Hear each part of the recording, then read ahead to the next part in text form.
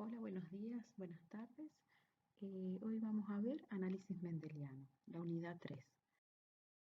La unidad 3 presenta dos partes. Nosotros los vamos a dividir en los experimentos de Mendel y las leyes, y en la otra parte lo que es post-Mendel. Además, les voy a dejar otro video de análisis de Pedigree o árboles genealógicos que se incluye en esta parte de Mendel.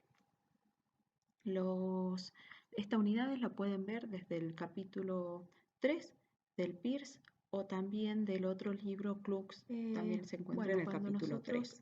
Hablamos de las leyes de Mendel, nos tenemos que remontar a 1822, 1884, en lo cual Mendel comenzó a realizar sus experimentos. Acá les muestro la foto de los jardines del monasterio donde él trabajó en la República Checa, y si a ustedes les interesa, les dejo esta página que se llama Mendel Web, en la cual se encuentran todos los experimentos de Mendel y todas las publicaciones que él realizó a lo largo de los años. Pero nosotros nos publicamos en pero recién las publicaciones de Mendel fueron redescubiertas en 1900. Ahí podemos decir que comienza la era de la genética. Antes de las publicaciones de Mendel se hablaba de una teoría de la herencia mezclada, en el cual a partir de dos gémulas que se mezclaban generaban un nuevo individuo con algunas características. Después de las publicaciones de Mendel podemos decir que es una herencia particulada. Mendel a las características heredadas transmitidas los llamó factores individuales que se distribuían en cada generación. Hoy en día nosotros a los factores individuales los llamamos genes. Algunos conceptos básicos antes de comenzar con las leyes de Mendel son: tenemos que tener en cuenta que un gen es la unidad básica funcional de la herencia. El alelo son las formas alternativas de un gen, ¿sí? Por ejemplo, lo podemos denominar con letras mayúsculas y minúsculas al alelo A dominante o A recesivo. También tenemos que no confundir genotipo con fenotipo. Genotipo es la constitución genética de un individuo, a diferencia del fenotipo, que es la expresión del genotipo de un individuo en un ambiente determinado. Cuando nosotros hablamos de alelos, tenemos en un diploide tenemos homocigotas dominantes y los vamos a llamar con letras mayúsculas, homocigota recesiva con dos letras minúsculas y el heterocigota con una letra mayúscula y una letra minúscula. Ese heterocigota son las formas híbridas de Mendel.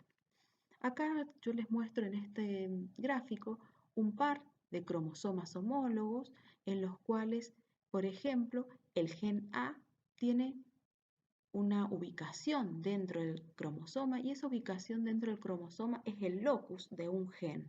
Ese locus de un gen puede estar en homocigosis o en heterocigosis. Acá, por ejemplo, el gen A está en homocigota dominante, el gen B está en heterocigota, ¿sí? Podemos ver en este cromosoma está en la forma dominante y en este cromosoma la forma recesivo. Y acá, por ejemplo, hay otros tres. Entonces, en un cromosoma homólogos están los locus, que es dentro del locus es la ubicación del gen, y estos son los alelos, las diferentes formas del gen. Locus es para llamar la ubicación singular, locis en plural. También a nivel molecular podemos decir que un gen y sus alelos, por ejemplo, este es el gen A, que el producto de este gen va a tener un color azul, ¿sí? El gen y el producto del gen. Otra variante, es decir, el otro alelo, el alelo recesivo o la variante del gen, va a tener otro producto y es la variante, otra característica, ¿sí? Va a ser otro tipo de fenotipo. Es decir, dentro de un genotipo en los cuales tenemos alelos, ¿sí? Vamos a tener variantes en el fenotipo. ¿Cuáles fueron? Vamos entonces a las leyes de Mendel. ¿Cuáles fueron las cosas que tenían, las características que tenían estos guisantes? Mendel utilizó Pisum sativum, que es la arvejilla del jardín o la arveja. Eligió este organismo porque era fácil de cultivar, crecía rápido, se completaban las generaciones de una temporada a la otra, o sea que tenía un ciclo de vida bastante corto. Eso lo vimos en la clase anterior, en los cuales muchas veces nosotros los organismos modelos tienen que tener ciclos de vida cortos. También tenía muchos descendientes, entonces él podía ver y contar las diferentes características de los descendientes. Aparte, pudo observar variedades que diferían en varios rasgos. Hizo análisis de rasgos visibles, discretos y con dos formas alternativas, ¿sí? Utilizó variedades puras, que ya vamos a ver. Sus experimentos e interpretaciones y resultados fueron todo matemático y él formulaba hipótesis basándose en las observaciones iniciales y luego las comprobaba. ¿Cuáles fueron las características que utilizó Mendel en la arvejilla de jardín o en el Pisum sativum? Fueron 7. Él lo primero que hizo es comprar estas arvejillas y realizó las líneas puras. ¿Qué quiere decir una línea pura? Es una planta que siempre va a tener, la voy a autofecundar y voy a siempre tener la misma característica. Entonces, las 7 características que utilizó Mendel fue semillas lisas, ¿sí? O rugosas, semillas amarillas o verdes, vainas inmaduras verdes y amarillas, las flores si eran púrpuras o blancas, las vainas hinchadas o hendidas, ¿sí? La floración si era axial o terminal, el tallo si era largo o corto. Esas fueron las 7 características que utilizó para luego poder describir las leyes, las 3 leyes. ¿Cuál fue el método que utilizó? Bueno, fue 2 métodos. Él lo que realizaba eran cruzamientos de polinización cruzada, en los cuales a una flor le cortaba las anteras, removía esas anteras, las utilizaba para fecundar a otra flor, ¿sí? Y hacía una polinización cruzada, un cruzamiento dirigido. Además, también realizó lo que es la autofecundación, es decir, encerraba una flor y que ésta tenga una autofecundación.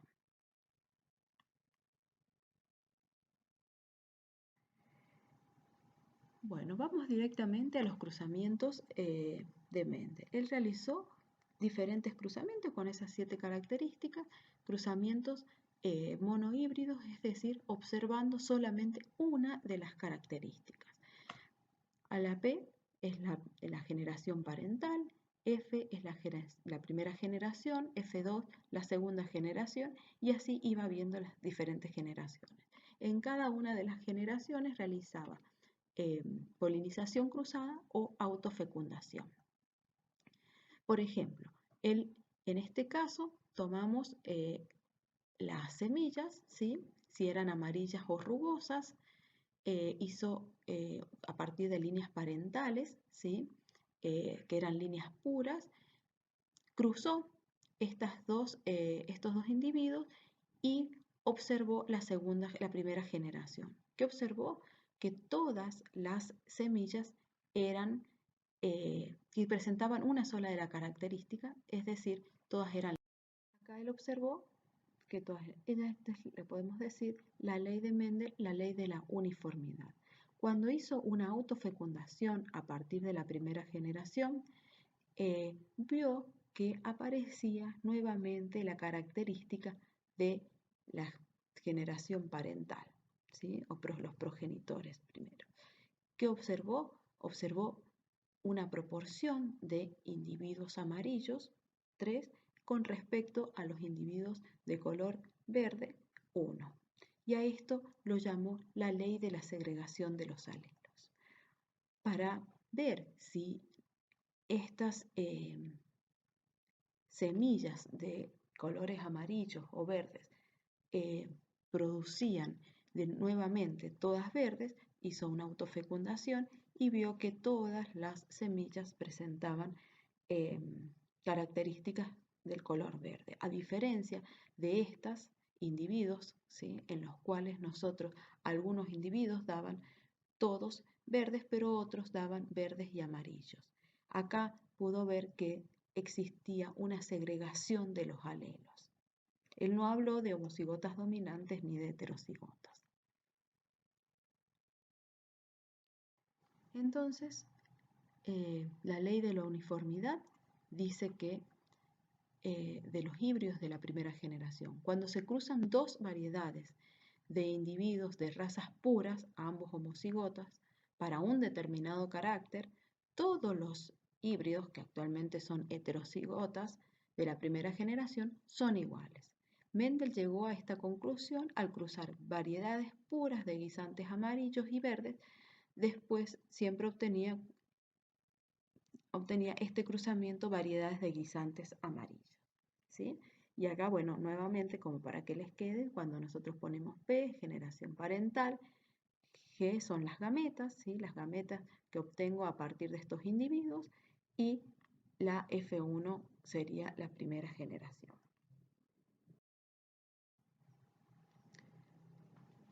Entonces, tenemos las proporciones, ¿sí?, fenotípicas de la segunda generación, en las cuales tenemos proporción 3:1, en los cuales tenemos 3 individuos de color verde o 3 en relación a 1 de individuos verdes. Pero son diferentes las proporciones genotípicas, porque acá estamos incluyendo los homocigotas dominantes y los heterocigotas, que Mendel los llamó amarillos impuros. Entonces, una vez más, volvemos a los cruzamientos. Estos eran los 7 características de Mendel. Estas son las características alternativas, es decir, los alelos, ¿sí? Acá estaría el dibujo. Estos son los resultados de la primera generación, que eran todos con una de las características, ¿sí? Y después los resultados de la segunda generación. Si nosotros vemos, las proporciones de la segunda generación de todos los cruzamientos monohíbridos eran 3:1. Entonces él puede llegar a las conclusiones de la primera y segunda ley. Entonces, son las conclusiones de los cruzamientos monohíbridos. Podemos decir que en los individuos de la F1 solo se observa el carácter de uno de los parentales. Los individuos de la F2 vuelven a mostrar los caracteres de ambos parentales. Se explica así: las plantas de la F1 poseían factores genéticos para ambos caracteres. Cada planta debía poseer 2 factores genéticos codificantes para una característica. Entonces, en resumen, términos mendelianos, podemos de vuelta, lo mismo que les mostré en el cuadro anterior, donde se veían las 7 características en Mendel. Está el carácter, como por ejemplo el color de la flor. Ese carácter puede tener 2 fenotipos. El color de la flor puede ser púrpura, que es el dominante, ¿sí?, o blanco, que es el recesivo. Tenemos 3 genotipos: un homocigota dominante, un heterocigota y un homocigota recesivo. Los alelos: alelo dominante, alelo recesivo. Y el gen es el gen del color de la flor. Entonces, individuos de una línea pura son homocigotas. El genotipo es la constitución, ya lo dijimos, genética o alélica respecto de uno o varios caracteres en estudio, y los alelos son los variantes del gen. Eso es importante que a ustedes les quede bastante claro.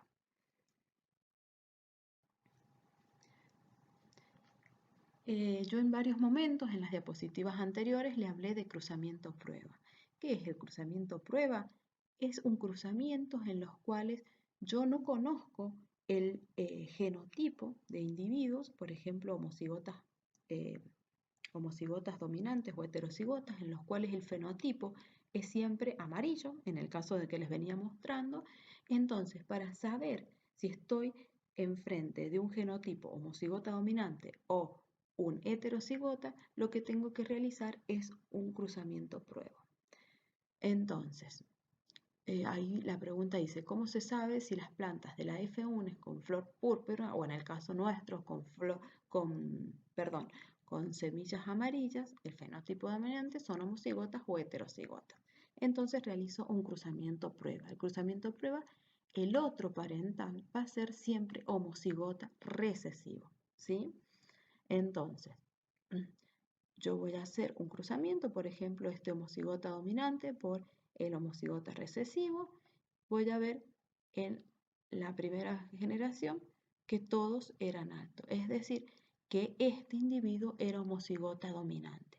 A diferencia de que si este era heterocigota, hago un cruzamiento prueba por un homocigota recesivo, voy a ver que tengo la mitad de los individuos altos y la mitad de los individuos enanos. En el caso nuestro sería lo mismo, la mitad de semillas amarillas y la mitad de semillas verdes. Esto nos está indicando que este fenotipo, que no podía conocer cómo era su genotipo, ahora a través de un cruzamiento prueba puedo saber cómo es el genotipo. Entonces, algunos términos importantes. Prueba de fenotipos. Es para saber si son homocigotas dominantes o heterocigotas. Se puede determinar el genotipo de un individuo conociendo su fenotipo. ¿Sí? ¿Qué es un retrocruzamiento? Cuando se cruza un híbrido con cualquiera de sus progenitores, es decir, un individuo de la generación 1 con alguno de sus progenitores. Un cruzamiento recíproco es para ver actualmente si estos progenitores o esa característica en particular está asociada a el sexo. Entonces, por ejemplo, yo a esa característica Mendel realizó un tipo de cruzamientos y comprobó independientemente que si el progenitor era amarillo o verde, obtenía siempre el mismo resultado. En las próximas clases, cuando nosotros empecemos a ver herencia ligada al sexo, vamos a observar que este cruzamiento recíproco nos va a mostrar si esa característica se encuentra asociada a el sexo o no. Ahora vamos a ver los cruzamientos híbridos. Mendel también, después de realizar y llegar a sus conclusiones a partir de los cruzamientos monohíbridos, realizó cruzamientos observando dos características de cada individuo. Es decir, en las líneas puras, él observaba la característica, por ejemplo, si eran amarillas o verdes, ese sería un gen, y el otro gen, o la otra característica para Mendel, es si era liso o rugosa. A partir de los progenitores, tenemos dos tipos de gametas, o siempre este homocigota dominante va a tener un solo tipo, gametas dominantes. Por este individuo voy a tener este tipo de gameta y al cruzarlos voy a obtener unos individuos, todos los individuos que van a ser amarillos y lisos. A partir de la F1 realizó una autofecundación y observó y pudo observar todas las características que volvían a aparecer en las combinaciones. Algo importante es, él realizó los cruzamientos y nosotros los podemos ver a través del cuadrado de Punnett. En el cuadrado de Punnett lo que vamos a hacer es ubicar las gametas de un progenitor y las gametas del otro progenitor. Entonces, voy a ver los resultados que son estos. Voy a tener las combinaciones, las diferentes combinaciones, ¿sí?, de las dos características, ¿sí? Entonces, él pudo predecir a partir de los cruzamientos híbridos. Entonces, acá resumiendo lo que les mostré anteriormente es esto, ¿sí?, en un cuadrado de Punnett, es decir, a partir de las gametas, el cruzamiento, una autofecundación, y observo estas proporciones. Estas proporciones son 9, 3, 9 de amarillas lisas, 3 de verdes lisas, 3 de verdes rugosas, una de verde amarillo, verdes rugosas, ¿sí? Es decir, que vio una proporción de 9, 3, 3, 1.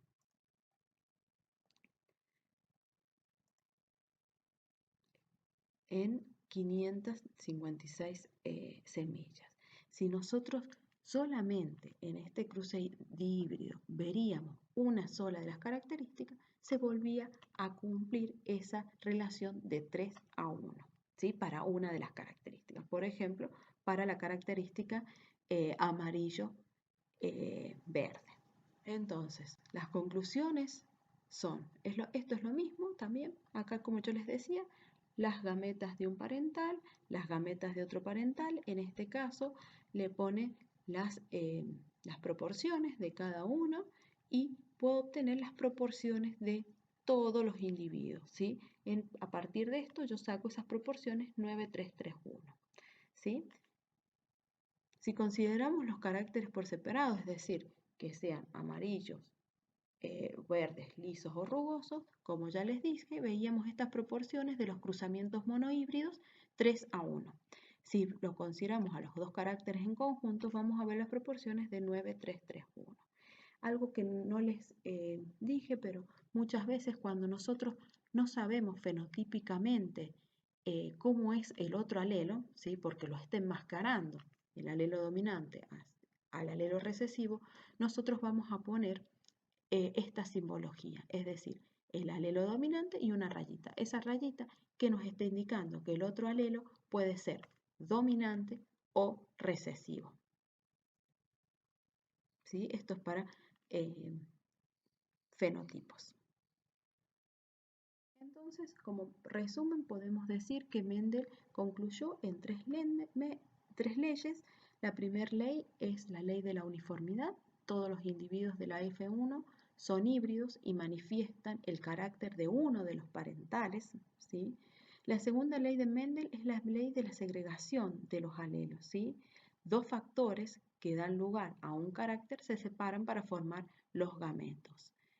Y la tercera ley de Mendel es la ley de la segregación independiente de los caracteres o de los genes. Los alelos que se encuentran en locis diferentes se separan de formas independientes, uno con respecto al otro. Estas leyes, después, al transcurrir los años, otros investigadores quisieron realizar estos mismos experimentos en otras especies y se observaron que muchas veces estas leyes no se encuentran o se empiezan a ver enmascaradas. Y a eso es lo que nosotros le llamamos post-Mendel, que lo vamos a ver en el otro video. Acá les muestro la distribución igualitaria o la segregación de los alelos, ¿sí? Entonces, una pareja génica para el gen A segrega de forma igualitaria a las gametas. Cuando nosotros esto sería en un cruzamiento monohíbrido. En un cruzamiento dihíbrido, las parejas génicas, ¿sí? Segregan de forma independiente, A con respecto a los gen B, ¿sí? Entonces vamos a tener diferentes tipos de gametas. Podemos tener estas combinaciones o estas combinaciones. A eso le llamamos segregación independiente. ¿Qué pasa cuando nosotros queremos analizar? Hasta ahora veníamos analizando dos características. ¿Qué pasa que si queremos analizar tres o más características en simultáneo? ¿Podemos utilizar un cuadrado de Punnett con tres? Sí, podríamos utilizarlo, pero a veces se complica a la hora de ver las proporciones fenotípicas. Entonces, esto es un cruzamiento, ¿sí? Esta es la primera dos homocigotas dominantes con respecto a la heterocigota, generaron heterocigotas en la F1 y si cruzamos nuevamente estos dos heterocigotas para las tres características, podemos ver estas combinaciones. Las proporciones, los colores indican el fenotipo que dan cada uno de estos. Entonces las proporciones van a ser 27, 9, 9, 9, 3, 3, 3, 1, ¿sí? Por ahí se complica para realizar cruzamientos con más de dos características. Entonces, para utilizar otro método, que es el método dicotómico o de líneas bifurcadas. Entonces, para el cuadrado de Punnett lo vamos a utilizar para monohíbridos o dihíbridos, pero también podríamos utilizar el método dicotómico o líneas bifurcadas.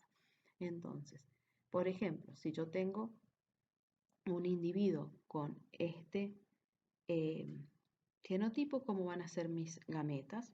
¿Sí? Yo les doy un rato como para que ustedes puedan formar y va a ser la combinación de D con G dominante o G recesivo, dominante con W dominante o recesivo. Voy a tener varios tipos de gametas. La obtención de las frecuencias fenotípicas y genotípicas a través del método dicotómico, por ejemplo, si yo hago un cruzamiento de dos dihíbridos. ¿Cómo van a ser las proporciones fenotípicas? Bueno, lo que yo tengo que hacer en estas ramas dicotómicas es ir colocando cada uno de los genes en sus variantes, ¿sí? Dominantes y recesivos, y combinarlo con los otros genes. Es decir, por ejemplo, el gen, el alelo dominante de, ¿sí? Vamos a combinarlo con el G dominante o recesivo, ¿sí? Estas son las proporciones fenotípicas, acuérdense que si es dos heterocigotas en un cruzamiento monohíbrido voy a tener una proporción de 3:1, ¿sí? Y después a estos dos los voy a volver a combinar con el tercer gen, ¿sí? En su estado o, dominante o recesivo, ¿sí? Acá yo no estoy observando el genotipo, estoy solamente viendo el fenotipo. También podría ver, decir, es D rayita, porque el otro alelo puede ser dominante o recesivo, G y una rayita y W y una rayita. Entonces las proporciones voy a ir sacando las diferentes proporciones, ¿sí? Esto lo van a ir viendo después en el práctico. Lo mismo voy a hacer para el otro carácter en estado recesivo, ¿sí? Entonces,